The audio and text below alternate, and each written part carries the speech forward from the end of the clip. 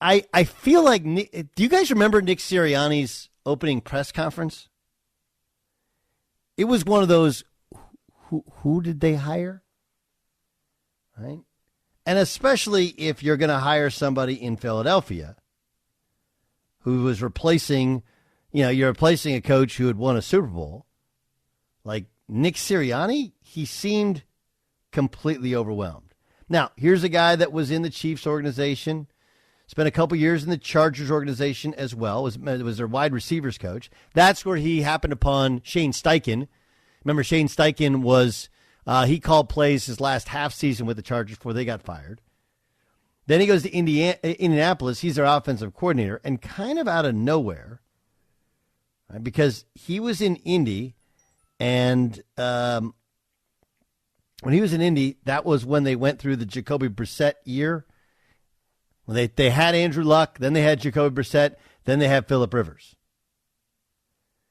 And then he gets to the Eagles job after they fired Doug Peterson. And all of a sudden now, not only does he have a winner on his hands, and he's done a really good job, or is that whatever, but, I mean, the sideline persona is one of, like, you would think he's won 10 Super Bowls. He does feel like Philadelphia. But, man, it's not a chip. There's like a bag of chips on his shoulder. It's a weird persona for an NFL coach. And while I'm being critical and telling you it's like what is with this guy?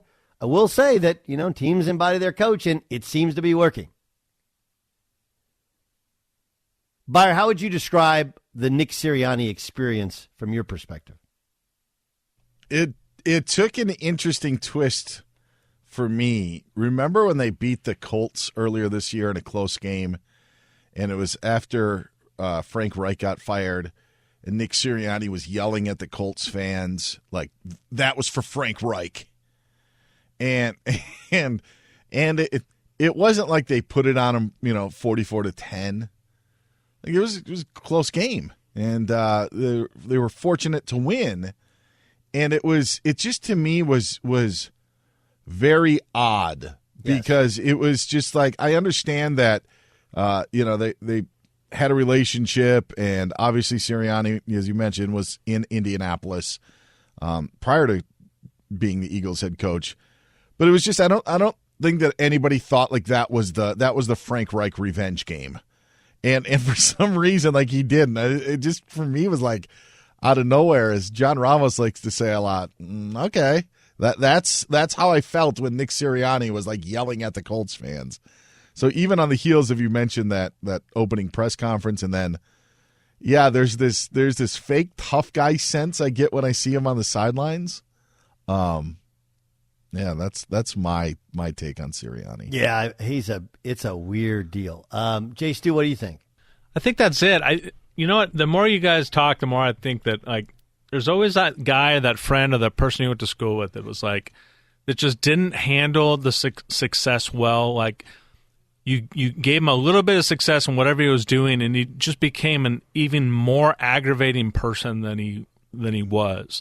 And I think that's what it is. I think he's been given a lot of success here, and now we're seeing what happens when Nick Sirianni experience success. There isn't a whole lot of humility there.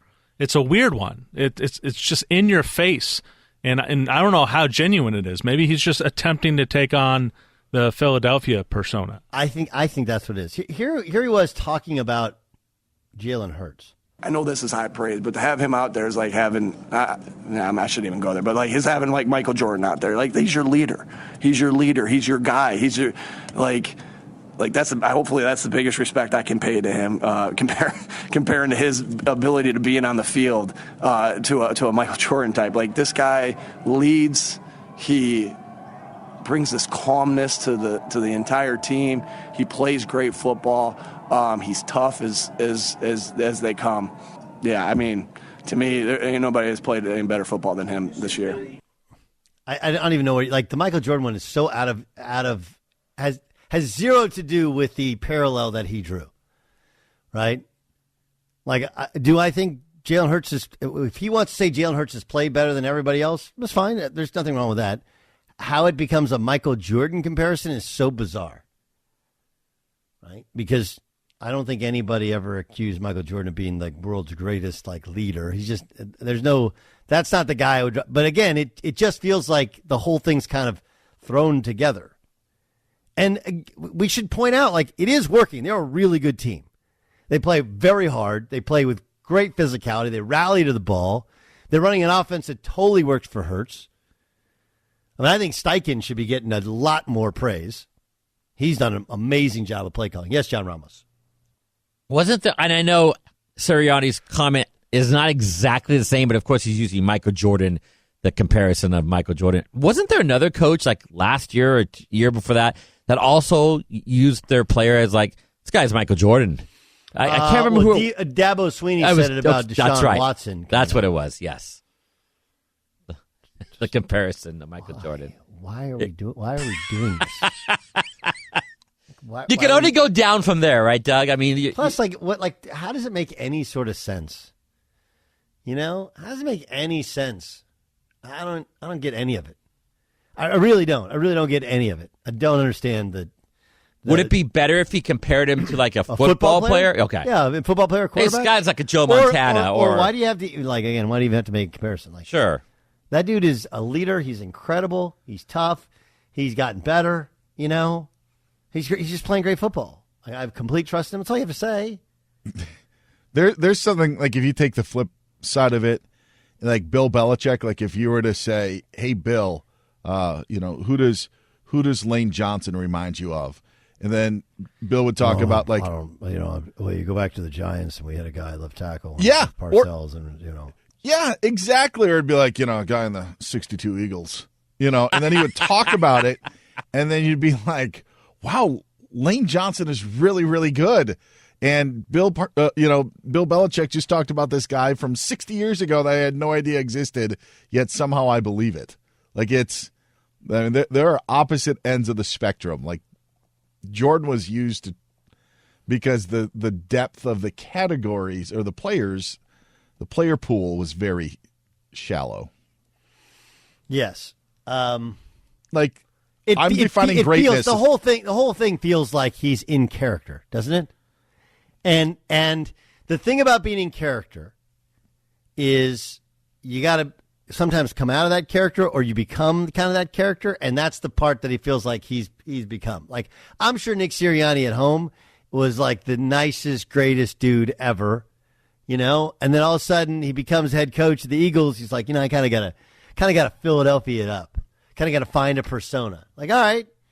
But now it's like it's almost like he's like a WWE wrestler become coach. I've never seen anything like this. Yelling at fans, yelling at line judges, yelling across the field at the other team, their coach. Like, what are you doing, dude? Literally, you've won one playoff game as a coach. One. You got a really, really good team. The one thing we will find about sports, and I think Bayer said this. You were talking about being humble. Like, sports will humble your ass in a second. So that it's just so odd. Like, what is that guy's deal? And I can't tell you how many people, I would guess all of us have either said it, sat next to somebody who said it, or gotten a text from a buddy who's watched it that has said, what is the deal with the Eagles coach? Bayer, yes? No? Yes. Jason Stewart? Yes. I mean, and I think we always talk about the bad losers, but he's like a bad winner. Yeah. Like, he's getting worse the better they get, I think. Love that. Yeah, that's a good one. And I don't think, again, I don't put that off on the players or whatever, but and it doesn't affect winning and losing. Anybody who says, doesn't affect winning and losing, but it sure makes it a lot more enjoyable when a team loses. And there should be see very few negatives with the Eagles, but this is bringing on negatives.